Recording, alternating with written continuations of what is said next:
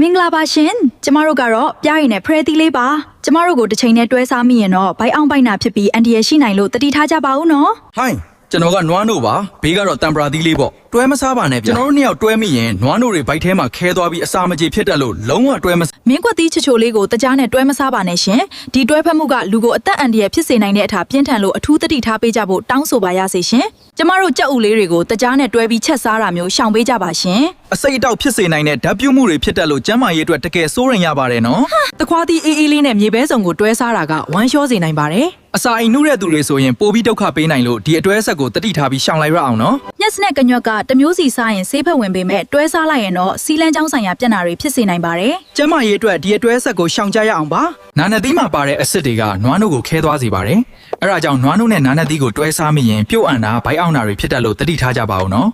နေပေါ်တွေကပြန်လာလို့ဖရဲသီးစားပြီးရေအေးလေးချက်ချင်းတောက်လိုက်တာမျိုးရှောင်ပေးပါအစာအိမ်လမ်းကြောင်းမှာအဆင်မပြေဖြစ်ပြီးဝမ်းပြက်ဝမ်းလျှောဖြစ်နိုင်လို့ပါရှင်မုံလာအဖြူစားပြီးရင်လိမ္မော်သီးကိုချက်ချင်းမစားပါနဲ့သူတို့နှစ်ခုပေါင်းစပ်မှုကလေပင်ကြီးယောဂဖြစ်စေနိုင်တဲ့ဓာတ်တွေကိုထွက်ပေါ်စေလို့ခွဲစားဖို့မမေ့ပါနဲ့ဦးနော်ငါကအာဟာရပြည့်တဲ့နို့ပါဒါပေမဲ့တံမြာသီးနဲ့တွေ့လိုက်ရင်ငါရဲ့ပရိုတင်းတွေပြည့်စည်ပြီးခဲသွားတတ်တယ်ဗိုက်ထဲမှာအစာမကြေဖြစ်ချင်ရင်တော့စမ်းကြည့်လိုက်လေ